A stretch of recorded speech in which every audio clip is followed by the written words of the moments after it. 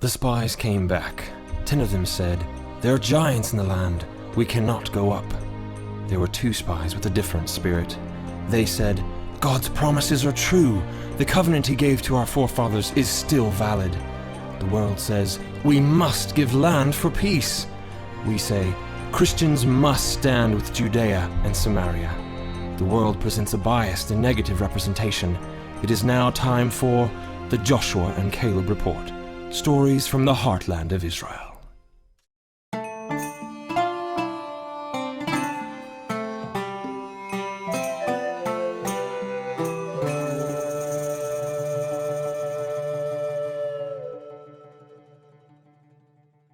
So you grew up in the States. I grew up in Brooklyn. Life like? Grew up in Brooklyn, which is not the States. Okay. Urban existence is not where you grew up. No. It's worse than a jungle. A jungle, you have life. It's all death. So what did you do there? What did I do? I'll try to be as concise as possible. I went to public schools. Okay. We lived in a Jewish neighborhood, but it was secular. There was a Beit Knesset, a synagogue, like from here to the road. It was close to our house. We only went there for the Kippur. So I had very little contact with the Torah, with the Jewish tradition. I went to public school. When I say public school, I see myself walking to PS203 in Brooklyn every day with my brother. I had elementary school education. And I guess half of public school were Italian Catholics, most of them, because there was a neighborhood near us. We got along very well. I didn't feel any anti-Semitism. I didn't feel almost any at my age. Maybe subtle things, but I didn't feel anything. And I went to high school. I was very successful with my studies. Like when you graduate public school, is what you call a valedictorian. Yeah, valedictorian. Victorian, Yeah. dictator. I had the second standing. But and in high school, I was also serious in my studies, and I was very good in mathematics. It was so easy for me. Geometry, solid geometry, all these things, trigonometry, all these things. Wow. And I studied. What language did I study in high school? Midwood High School. What language did I study? Not Hebrew, not French, not German. Latin. Latin. It was a very small. I don't know why. I think because my older brother, he said, I think he thought I should study medicine when I grew up. When I get to study. So he said, you should study Latin because there are so many Latin terminologies in medicine, names of the bones and all that. So I took his advice. And my Latin teacher was a very religious Catholic. I can see him now. His name was Mr. Humbert. He was very dignified. And I was the best student. A Jew, the only Jew in the class. Wow. I remember them. I liked the language. So were you religious? Or? No. No. As I told you. Yeah. I didn't know anything about we had the ceremony of the bar mitzvah. Right. It was a ceremony. Right. We learned to read Hebrew. We didn't know the meanings of the words. To have the ceremony, and you made a bar mitzvah, and actually I put on tefillin. But I never did afterwards until I took them to Israel many years later. But I never used them after the bar mitzvah. It was just a ceremony. It was very superficial. And how old are you at this time? How old were you at this point? At that time, in high school, you mean? Yeah, so you're in high school. Yeah, from the age of about 13 to 17 or 18. So after you got all your education, what did you move into? You're jumping here. I want to make get something else. Important details now. You see, toward the end of my high school education, at the age of 17, first of all, one of my hobbies was, you wouldn't know it, a shepherd loving peace. I love guns. Really? I mean, I knew about guns, and I bought a lot of 22s. I had a lot of 22s. I belonged to the NRA. Really? I did. Yeah. And I belonged to the rifle team in the high school. You know, targets, 22s. And also swimming. But later on, I got very, very interested in automobiles and motorcycles and the specifications, technology. And it was my dream to have a motorcycle when I was 16. You couldn't have one until 18. So I saved money, and when I turned 18, I got a driver's license, and I bought the best motorcycle. Not a Harley Davidson. No. A BMW. Oh. A German motorcycle. Very, very refined motorcycle. Quiet. Yeah. And I remember my father, he was a very special person. He knew I wanted to buy a motorcycle, and he never warned me, because he knew of the danger involved. He never said don't do it. He let me do what I wanted to do. I mean, I give thanks at this point in my life that my father, he knew nothing about Judaism. He was an electrician. But he didn't tell me, do this, do this. He let me find my own way. Baruch Hashem. And I mean, I used to drive out of the driveway in Brooklyn. He used to hear me. And it was very dangerous. We didn't have helmets in those days. It wasn't a law to have a helmet. I had a few accidents, not bad. Baruch Hashem. I think Hashem saved me. I remember being on the Belt, you don't know New York, there's a Belt Parkway around New York, and in the winter, it's icy. A motorcycle, you know. Right. So anyway, cutting things, how did I get to Israel? Oh, I got a question here real quick. What? Were you raised in a Zionistic, like some No. people who love the whole land? Or, No, almost. I heard the word Zionism from a distance. I had no indoctrination, if you call it that. Yeah. I had no, Israel was a far away place. I was growing up in the time of World War II, you see. I was born at the outbreak of World War II. And I guess the Holocaust, I saw a lot of bad pictures, you see. Barbed wire fences and the Jews that looked like skeletons in the concentration camps. So I grew up with those images, not knowing what it was about, but just, and there are many details I can tell you about, but I had this love of speed. I loved speed. I used to get out of New York and go on the highways with a motorcycle, get out of New York and breathe the air in the mountains in Connecticut, you know. It's like a new world, you see. Oh, yeah. Getting out of Manhattan, to me, it's the worst place in the world. You know, people ask me, where do you come from? I tell them I come from the darkest point on the globe. What's the darkest point on the globe? America. New York. That's the point of darkness. You know, Yeah. it's a, So you know what I'm talking about. Yeah. But people that live there, they think, wow, it's great. Yeah. I visited London like 3 weeks ago or so, and You when I was see, there, I was like, you people are, you have a power of not being drawn into modern life. It's something extremely unusual. I mean, and look at your face. I said this before when I met you many months ago. And I feel that what I'm saying isn't getting to you because you haven't experienced this passion for the Western material life, which I had. My dream was having a race car or a sports car, a dream. And my dream came true. Hashem arranged things. When I was 18, I had a job in the middle of Manhattan. I was still in high school, at the end of high school. And I guess I had an ability being a salesman because the U.S. distributor of BMW motorcycles, I bought from them, they asked me to represent them at this international motor in the Coliseum. They had, every year it's international. All the automobiles in the world have the best cars, and BMW, I stood there in the Coliseum and they spoke to you about the BMW, and I met very rich people who were connected with Ferrari race cars. oh wow. And they invited me to participate in the opening of a new business in Florida, a Ferrari distributorship down there. And I left college. I was going to City College at that time, studying engineering, business. I left it because I never liked it. And I drove a Ferrari with someone else, 12-cylinder Ferrari.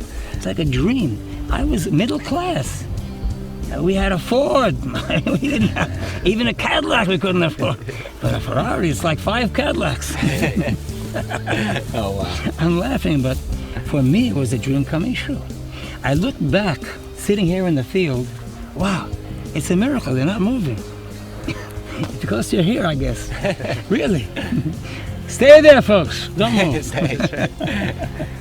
But listen, I drove with someone, that's 1,500 miles from New York to Miami.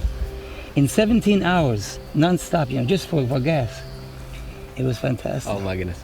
So how did you get from driving Ferraris in the States how did I get to Israel? Here? That's... I traveled a lot. From Miami, I was in Mexico, Cuba, I was in Europe many times. And finally, I reached a point where I saw all these rich people. They weren't Jews, rich people. I said, it's empty. And I went back to Brooklyn. And I sat in my father's home in Brooklyn. I began to read books and listen to music also. And I had money saved. I thought I'd be going to California with the money because I never saw California. I was only on the East Coast. But I made a decision at that point. Instead of going to California, I was going to buy a ticket on a boat to go from New York to Haifa. That's what I did. And from that point, I stayed here. I was 23 then. What year was that? Way back in the 60s. That was the time of the hippies. You've heard about the hippies? Oh, yeah. And then a lot of people were using narcotics. I never touched it. Baruch Hashem, I got away from America when that was beginning, you see. But, see, I look back, everything was timed for me to leave at the right time, at the right age. I always say, if I had a university degree and a good job, I wouldn't have left America, the soft life. So thank God I left the university, the college. And I have pity on my only brother. He lives in a city in Nevada. The name of the city is Las Vegas. It's lost. Yeah. Very lost. He's a very rich person. Very rich. He's a retired engineer. He's older than I am. But he doesn't know anything about his heritage. Nothing. I visited him a few times. I mean, one of my daughters visited him, and she went into. He didn't even have a mezuzah on his. You know what a mezuzah is? He didn't even have a mezuzah. So my daughter bought him a mezuzah in Las Vegas, and I can tell you many stories about my father before he passed away. I went to visit him with my oldest son there. He also didn't know anything about. It was before his death. You see, my father. He had cancer of the liver, and he was undergoing chemotherapy. And when he opened the door when I came from Israel, I didn't recognize him. It was like a skeleton. He was a very strong man, my father. He worked physically. He was an electrician. He built homes, not only. And I saw him. And just to cut that story short, I stayed in America 2 weeks with my oldest son. He has 10 children now. Wow. He's here in Tabora. But I asked my father if I could put mezuzot on the openings in the door. He told me, don't do it, because his wife wasn't my mother. My mother died when I was 7, you see. And he said his wife would see that as I'm trying to be a missionary. I'm trying to make my father religious. So I shut my mouth. But later I came into my father's room, maybe a week later. Actually, I had some conversation with the rabbi what to do. I wrote my problems, and the next day, my father told me, put mezuzahs on. Yeah. Really? Yeah, so I did it. And the last thing I did for my father, before he passed away, he couldn't get out of bed. I put on my tefillin on him, and he said, Shema Yisrael, Hashem Elohim, Hashem Elohim. So that's very important. Very important, yeah. Very important. Well, ask questions. So I'm in Israel now. Yeah. So when you first got to Israel, you're 23. Yeah. And how did you begin life here? That's a good question. I got to Haifa from the boat. I mean, I didn't come as an immigrant. I didn't make aliyah through the Jewish agency. Most people that come, they get their ticket paid from the Jewish agency. And you have to stay for a certain, you learn Hebrew, and it's all paid by the Jewish. I paid my own way. And I was in Haifa. I want to tell you, that was, maybe I got there on Yom Shishi, before Shabbat I got there. And one of the sailors on the boat invited me to his home because he lived in Haifa. It was very, very, I still remember his name, Natan. It was very nice. But what did he do on Shabbat? He took me around in the car on Shabbat. Oh no. He didn't keep Shabbat. So my first Shabbat in Israel, I didn't know, didn't do the right thing. I went to Jerusalem then, and I began to study Hebrew. That's a central point in the whole story. As I've told you before, I think, the holy language is not like any other language. You cannot translate the Bible. It's been translated into every language, of course. But everything is lost in the translation, everything. So the only way you can know the word of Hashem is to know the holy language. So I got into the study of Hebrew very seriously. I went to an ulpan, it's called an ulpan. It's very concentrated, every day 4 or 5 hours. And I cut myself off from English-speaking people. They were all around me. I didn't speak English. I used to walk with a dictionary in my hand, English, Hebrew dictionary. I wore out one, I got another one, nice to wear it out. But within a few months, I spoke Hebrew. I began to study at the university in Jerusalem. I went to there. I wanted to learn Tanakh. It's not the place to learn Tanakh, but I started there anyway. And at that point in my life, I met a rabbi who gave me direction. Until this day, I have very close contact with him. He's the chief rabbi in Bnei Brak. He was born in Yemen, in Teiman, in Yemen. He came to Israel at the age of 17. He was a little older than I was, and he was dressed in a black coat, like the rabbis dress, which I don't really like, the black coats, but still I was very impressed by him. He invited me to his father's home in Jerusalem. The first Seder in Passover, they have a Seder, you know? You know what I'm talking about? Yeah. He invited me to his home, his family's home. So my first Seder was in the home of Jews from Yemen. It was very special for me. And then he gave me a suggestion. He said, if you want to learn about your heritage, about your roots, leave the university and go to a place where only Jews from Yemen live. It's called Rosh Ha'ayin. It's near Petah Tikva. I went there. I stopped myself. I went there and I stayed there for maybe a half a year. I learned Hebrew there. I learned with very young children. I learned to read the Torah as they sit on low stools, and the teacher, the more, he says something and they repeat, and they read the pasukim, the verses, and I start with very, very basic things to pronounce properly. Pronunciation is very important. The sound of the language is very important. A language, it's a spoken tool. Then it becomes written. So you have to hear things. I had the ability to listen. I loved music in the States. I used to hear the symphonies, Beethoven, but I don't listen to that now. But when I heard the voices of the Jews from the East, not from Europe, not the Ashkenazic Jews, the Jews from Morocco, from Kurdistan, from Teiman, when I hear them read, it inspires me in a very spiritual way.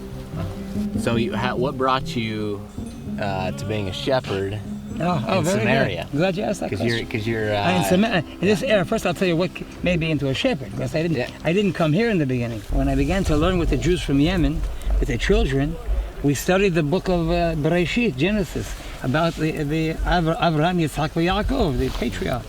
They were all shepherds. They weren't into high tech. They weren't real estate brokers. They could have made money in other ways. They chose that work. Why did they choose that? A shepherd has very special things. He has isolation when he wants it. I might be 100 yards from the road. Baruch Hashem, I don't hear them and I don't smell the cars. But I'm alone with my own thoughts. So I have a book. Before you came, I was reading the Chumash. So you can have very deep and calm and real and truthful thoughts in the field. I go back and I want to drink milk. I don't go to the store. I don't rely on tenuva, on those cows, those poor cows, giving that milk, that artificial milk. I drink my milk. I ate meat on Shabbat from one of our animals. It was frozen. It's been there many months in the freezer because I don't do much. I brought someone to do the slaughtering, so I a little bit each Shabbat. But when we lived in the Galilee, my wife used to grow vegetables. We had our own eggs from our own chickens. We had our own chicken meat, and we used to slaughter once a month. I was independent, you see. It's a very important point. People are slaves. I mean, they have air conditioning. It's an air-conditioned nightmare. I mean, they don't beat the slaves because that wouldn't work. Then they'll revolt. So they give them jobs with music and vacations, and they have cars, but they're slaves. They're slaves. My brother is a slave. Yeah. So from the Galilee, you said you shepherded in the Galilee. Yeah, I was there many years, more than 30 years. So we have a farm there. One of my sons still is there. He built a school there. He has 100 students there. Oh, wow. So you served in the military? You served in the military when you came here? I was in the army, the reserves. I didn't go to, because I had a family when I was, they were very, the army realized my situation with the family. They didn't draft me until I actually. So you got married. You got married shortly after you came. When I was 27, I got married. I was 4 years in Israel. I began to learn Torah. Then I actually went to a yeshiva for 1 month, and I learned a lot of things in that 1 month. But I couldn't stay more than a month. It was in Jerusalem. It was. I mean, Jerusalem is nice. It's not Bnei Brak. It's nice, but still, it's a city. To me, it's. I don't know if it's the holy city today. I don't know if it's the holy city. There's a lot of things there that are very difficult to see. It will be, right? Baruch Hashem, it will be. I think very soon it will be. Because things are getting so bad that things are going to explode soon. Which is going to be a good thing. Azrat Hashem. If we have the credit at that point, we have to have credit.